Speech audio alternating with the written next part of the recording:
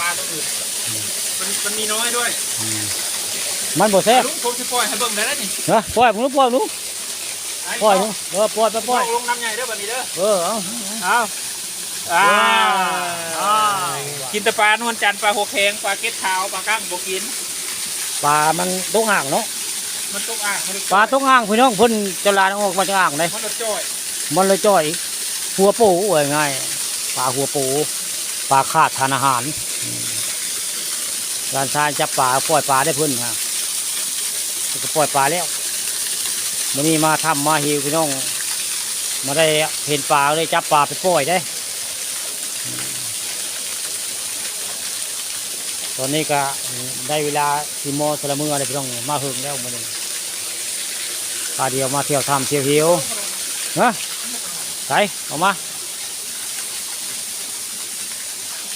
เฮ้ยยังเชโลโก้มันได้ฮะยังเชโลโก้อะไรยังพิษเดี๋ยววันนี้คือทักนี่ครับผมทำจึงครึ่งทำง่ายจะได้มันจุคนได้หลายมองในมือนี่เข้าไปที่ทางเขาทำในฝ่ามือนี่ตรงนี้ฝ่ามือนี่คือเป็นมองทางเขาทำกันได้ทำมือมันกว้างเลยทำหน้าผาทำน้ำตกภูบดางนี่มันนี่สุภาพปานคำประชมพามาชมทำโดยตรงไปตรงนี้นานเลยบริมาแต่หน้าแรงเลยมันนี่มาหน้าฝนฝนก็บ่ตกมันแรงพี่น้องทางตะงอยแรงเลยตะงอยนี่แรงฝนตกเพราะกระทืนนะมันบ่แห้งบ่พอใช้น้ำได้อีกร่องนี่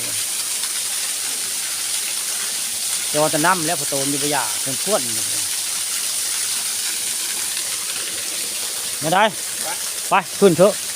หมดเวลาแล้วจะลานขึ้นก่อนลุงย่างตามหลังคุณลงเป็นอะไรฮะขาขึ้นก่อนเลยคลิปมันโบยาวโคตรบ่หัวยาวละย่างก่อนเลยลุงตามหลัง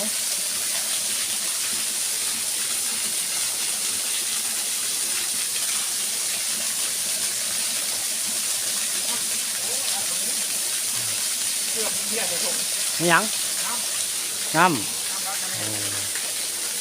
หน่อไม้บ่อเนาะมันหน่อไม้เนาะหน่อไม้ไร่บ่อเนาะพวกหน้าตาผมคิดเป็นหน่อไม้เลยนี่หน่อไม้ไร่หน้าหน่อไม้ไร่เลยเอาจ้ะบ่อหน่อไม้ไร่แล้วมันพี่น้องร้อยนึงกระลานกระทืบตีน3 บาทมันบ่ไปยาวมันเอาแบบปลาตัวมันเล่นมันจะกินอย่างแซ่บหน่อไม้เช้ากระทืบตีน3 บาทยังบ่เล่นอยู่ยาวมันได้ป้าวันนี้ละ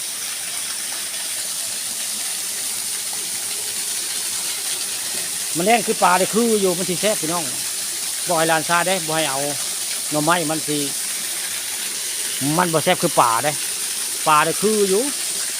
คือปีน3 บาทมันเล่นในป่าหน่อไม้สิบ่พ่อมันจะไปตั้งสมุกนั่นแหละมื้อนี้พาลานมาเที่ยวในเวลาแล้วเวลาสมควรแล้วสิได้กลับแล้วบาดนี่ใส่ซ่อนกับบ่ถึกเนาะตลาดเนาะโอ้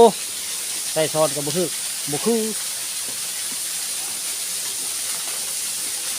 บ้านนี้ก็ได้กลับแล้วบ้านนี้โอ้ถึงยามเพิ่งขึ้นก้อนได้ผู้ลุงก็จะขึ้นตามหลัง